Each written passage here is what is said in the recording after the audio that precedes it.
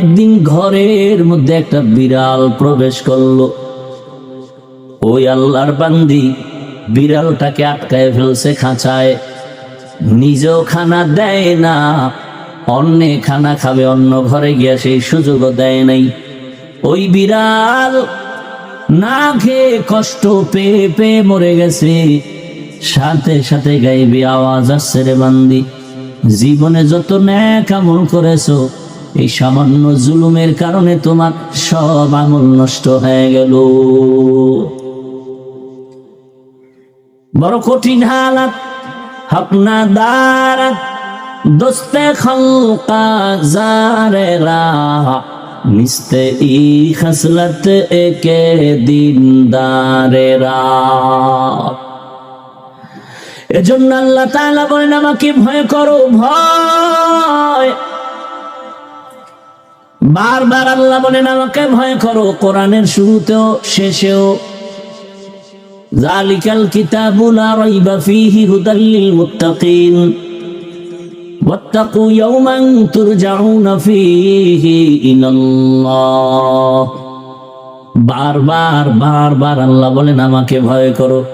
আরো আশ্চর্যের কথা, যেই রহমতের নবীর এত গুণগান, যার গুণগান না বললে নামাজ হয় না, যার গুণগান ছাড়া বয়ান চলে না, সেই রহমতের নবী যার কোনো গুনাহ নাই, যে রহমতের নবীর জন্য আমার আল্লাহ বড় আশিক, ওই নবীকেও আল্লাহ বলেন আমাকে ভয় করেন, তাকওয়া অর্জন করেন। ইয়া আইয়ুহান নাবিয়্যুত্তাকিল্লাহ ওয়ালা তুতিইল কাফিরিনা ওয়াল মুনাফিকিন। হর কে দারত খৌফে হকদার দিল মগর জন্নতুল মাওয়া দেহত রাম কাম জুজবা হকচি জে মখাজ ইনসুজা ফজলে উআ মস্তে দর জুমলা জাহান। ভাইরা আমার, কলিজার যুবক, পর্দার আড়ালের মা বোনেরা, আমি যে এতক্ষণ আপনাদের বয়ান শুনাইতেছি, একবারও কিন্তু বলি নাই সবাই আমার মতো হুজুর হয়ে যাও, একবারও বলি নাই তাবলিগে যাও, পীরের কাছে যাও, কওমি মাদ্রাসায় যাও। বরং আমি ভিন্ন লাইনে একটু কথা বলি। আমি আপনাদের হুজুর বানাবার বয়ান করতে আসি নাই, মাওলানা মুফতি মুহাদ্দিস আর মাদ্রাসামুখী বানাবার জন্য বয়ান করতে আসি নাই।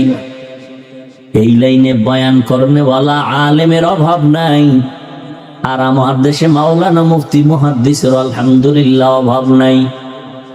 আমার দেশে আদর্শ ডাক্তারের বড় অভাব, আদর্শবান ইঞ্জিনিয়ারের অভাব, আদর্শবান প্রফেসরের অভাব, আদর্শবান ওসি ডিসি এসপির বড় অভাব। আজ যদি আমার প্রত্যেকটা থানা জেলার ওসি ডিসি এসপি 5 ওয়াক্ত নামাজি, দাড়িওয়ালা, কোরআন তেলাওয়াত করনেওয়ালা হতো, কোরআনের বয়ান করার জন্য কোন সুদখোরের পেছনে অনুমতির জন্য দৌড়াতে হতো না। এজন্য আমি যুবকদেরকে পরামর্শ দেই, সারা দেশে ঘুরে ঘুরে, ও যুবক, তুমি স্কুলে পড়ো, কলেজে পড়ো, চাকরি করো, ব্যবসা করো, ডাক্তার হও, প্রফেসর হও, ইঞ্জিনিয়ার হও, ওসি ডিসি এসপি হও, তুমি একজন র্যাব আর্মি পুলিশের চাকরিজীবী হও, কিন্তু আমার ছোট একটা দাবি তোমাদের কাছে, যুবক বাবা, বেয়াদব হইও না। যুবকরা বলতে পারো, হাফিজ ভাই ডাক্তার হব, বেয়াদব হব না, কথার ব্যাখ্যা কি? স্বর্ণাক্ষরে লিখে রাখবা, ঘরের দরজায় টানায় রাখবা, ভালো করে লেমিনেটিং করে বাধাই করে টানায় রাখবা আমার কথাগুলো। 3 জায়গায় বেয়াদবি করবা না, খোদার কসম করে বলি, 3টা জায়গায় যদি বেয়াদবি করো, মরার আগে পঙ্গু হয়ে বিছানায় পড়ে যাবা, লিখে রাখো ভালো করে। এবং এটাও লিখো, এই 3 জায়গার দোয়া যদি নিতে পারো, আল্লাহর কসম তুমি ডাক্তার হলো গোটা দুনিয়ার মধ্যে তোমার সম্মান বেড়ে যাবে, গোটা দুনিয়ায়। তুমি বুঝো না, বুঝ কম। সারাদিন মোবাইলে আকাম, সারা রাত মোবাইলে আকাম করলে আর ব্রেন ঠিক থাকবে কিভাবে? এখন তোমাকে মাও ভয় পায়, বাবাও ভয় পায়, কারণ তুমি এত বড় চরিত্রহীন বেয়াদব। মাও তোমাকে বাধা দিলে তুমি মাকে মারবা, সেই ভয়ে মা কাছে আসে না।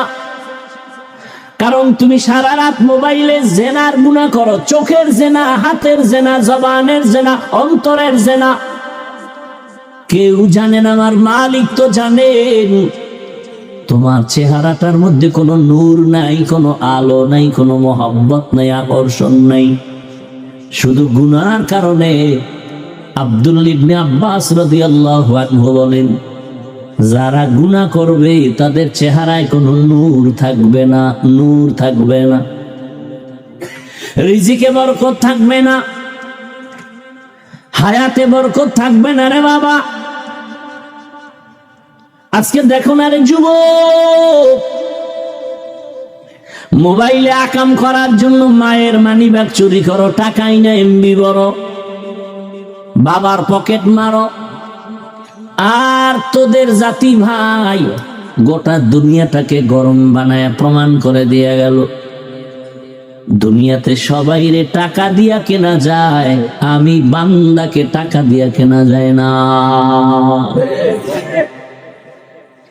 রক্তের ফোঁটা জমিনে স্পর্শ করলো, গোটা দুনিয়া জাগরণ হয়ে গেল। এই যুবকেরা, মইরে গেছো, মইরেই যা, মরলে আসলেই মর। তোর চরিত্রহীন এইরকম জিন্দেগি নিয়ে লাভ কি, যে তোর মা তোরে বরদোয়া করে কখন চাকার তলে ঢুকে যাবে, তুই মর। তোরে মা ভয় পায়, একটা মা সন্তানকে কোনোদিন কি ভয় পাওয়ার কথা? তাহলে কত বড় বেয়াদব হলে, চরিত্রহীন লম্পট হলে ওই সন্তানকে মা ভয় পায়।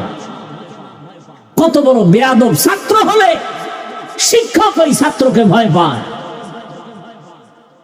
মা সন্তানকে বুকে লাগাবে, শিক্ষক আলিঙ্গন করবে, আর এত বেয়াদব আর চরিত্র নষ্ট, শিক্ষক ওকে দেখলেই ভয় পায়। মা সন্তানকে কিছু বলে না, ভয়, কখন মারে আমাকে। আর এরকম দুর্ঘটনা তো সোনার বাংলায় অহরহ চলছে।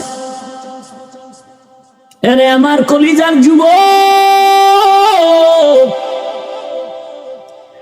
তুই মোবাইলে আকাম গুনাহ দেখার জন্য, এমবি ভরার জন্য মায়ের টাকা চুরি করো, বাবার টাকা চুরি করো।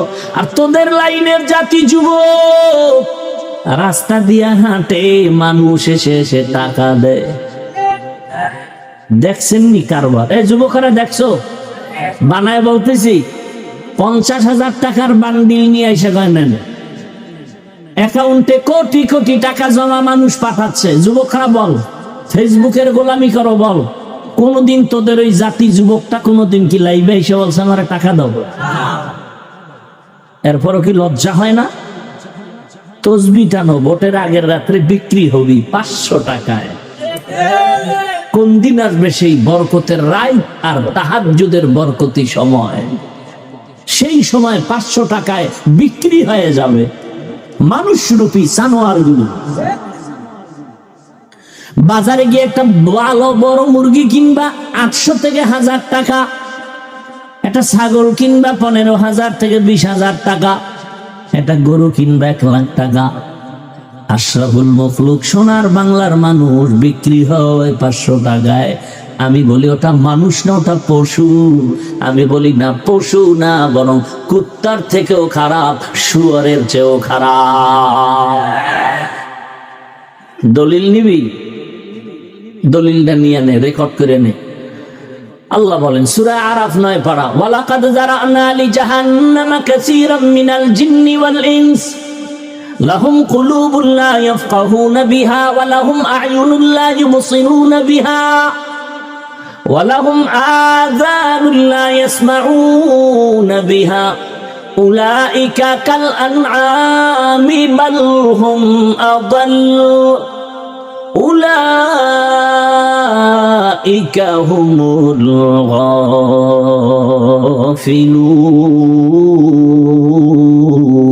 গাফিলুন। আল্লাহ বলেন অধিকাংশ মানুষ জাহান্নামে যাবে। আমি আল্লাহ এদের হৃদয় দিছি, কলব দিছি, ভাববে, গবেষণা করবে, করে না। এত বিশাল আসমানটা খুঁটি ছাড়া কে টানায় রাখছেন এটা ভাববে, আর মালিকের মহব্বতের বন্ধনে আগায় যাও। আর অন্তর তার এমন হবে যে দুনিয়া একদিক যাবে, কল্লা যাবে, জীবন যাবে, কোনদিন বাতিলের সামনে মাথা নত করবে না। ওই মালিকের মহব্বত অন্তরে জমা করবে। ছোট একটা প্যান্ডেল টানায় রাখতে কত খুঁটি লাগলো, আর এত বিশাল 7টা আসমান এমন ভাবে আল্লাহ টানায় রাখছেন, নিচের থেকে খুঁটিও নাই, উপর থেকে কোনো রশির টানাও নাই, নড়াচড়াও করে না। যেদিন আসমান নাড়াচাড়া শুরু হয়ে যাবে ওই দিন কিয়ামত শুরু হয়ে যাবে।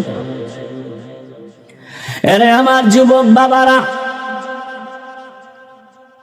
ডাক্তার জাকির নায়েকের কে না চিনে, কে না জানে, হোমিওপ্যাথিক ডাক্তার, অথচ সারা দুনিয়া তার পাগল।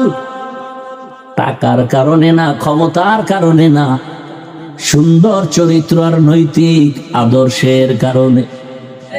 কবি নজরুলের গুণগান গাও, তোমার হালাত কি? সারা রাত যদি কবি নজরুল গুনাহ করত, জীবনে সম্মানের স্থানে নাম আসতো না।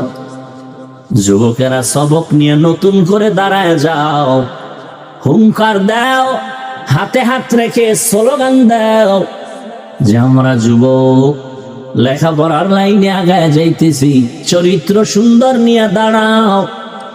আর বলো জীবন দিব, কল্লা দিব, সব দিব, কিন্তু কোন বেঈমান আর নাস্তিকের সামনে মাথা নত করব না। দেখবা গোটা দুনিয়া তোমার পেছনে সে কদম চুমতে থাকবে। তুমি টাকা পিছে ঘুরো কেন? টাকা তোমার পিছে ঘুরবে। আর কি, আর 5টা বছর ঠিক মতো লেখাপড়া করে আগাও। তবে সুন্দর চরিত্র লাগবে, আদর্শ ঠিক লাগবে, 3 জায়গার দোয়া লাগবে। এই কথাগুলো অ্যাবাউট করো না, তোমার কপাল পুড়ে যাবে। কয় জায়গার দোয়া? 1 নম্বরে মা বাবা। মা বাবার দোয়া থাকলে তুমি হিরো, দোয়া না থাকলে তুমি মরার আগে জিরো। তাড়াতাড়ি মরবা না, গজবে পইরা মরবা। দ্বিতীয় জায়গা হলো শিক্ষক। আমার মা বাবা কান্না করে দোয়া করে আমাকে চেয়ারে বসাইছেন, কিন্তু আমার মা বাবা আমাকে বয়ান শিখান নাই। আমার হাতে ধরে ধরে কোরআন হাদিসের বয়ান শিখাইছেন আমার শিক্ষক। ওই শিক্ষকের সাথে বেয়াদবি করলে জীবন শেষ। আর দোয়া নিয়ে যদি আগাইতে পারো তোমার জীবনটা ধন্য হয়ে যাবে। 3 নাম্বার জায়গা উলামায়ে কেরাম, মুরব্বী, এদের দোয়া নিয়ে সামনে আগাইও। যদি আলেমরা নিঃশ্বাস ফেলে, দেখো না দেশে এত ঝামেলা কেন? আলেমদের সাথে বেয়াদবির ফলাফল, আর কিচ্ছু না। অনুরোধ করে বলছি যুবক, এই 3 জায়গার দোয়া নিয়ে ডাক্তার হও, জীবন সফল। ইঞ্জিনিয়ার হও, প্রফেসর হও, ওসি, ডিসি, এসপি হও, চেয়ারম্যান, মেম্বার, এমপি হও, জীবন ধন্য হয়ে যাবে। জীবনে তো গুনাহ কম করো না, এখনো কি তওবা করবা না? আল্লাহ পাকের ভয় অন্তরে নিয়া, আল্লাহর প্রিয় বান্দা আহলুল্লাহ যারা, এদের বন্ধু হয়ে জীবনটা কাটাও, ধন্য হবে তোমার জীবন। বাংলাদেশে আওয়ামী লীগ নাই নাই বলে কি নাই? এমন লোক আছে তারা দিব্যি আরামে সম্মানের চেয়ারে আছে, কারণ তারা আলেমকে ভালোবাসে, মাদ্রাসায় টাকা দেয়, মসজিদে টাকা দেয়, কারো উপরে কোনোদিন জুলুম করে না। নাই এরকম লোক? বিএনপির মধ্যে বহু আল্লাহর বান্দা আছে, মাদ্রাসা মসজিদে টাকা দান করে, 5 ওয়াক্ত নামাজ পড়ে, দাড়িওয়ালা ব্যবসা করে, কারো উপরে কোনো জুলুম করে না, কারো ক্ষতি করে না। এদেশে যত ভেজাল আসবে, বিপদ আসবে, তারা বিপদে পড়বে না। আলেমরা যেই সম্মানে থাকবে, তারাও সেই সম্মানের রাস্তায় চলবে। এটা আমার আল্লাহর ওয়াদা। আল্লাহ কয় আমি কোরআন হেফাজত করব, তার মানে কি কাগজের কোরআন? এ কোরআন ওয়ালাকে হেফাজত করবেন, আর এই কোরআন ওয়ালাকে যে তৈরি করছে তাদেরকে আল্লাহ হেফাজত করবেন।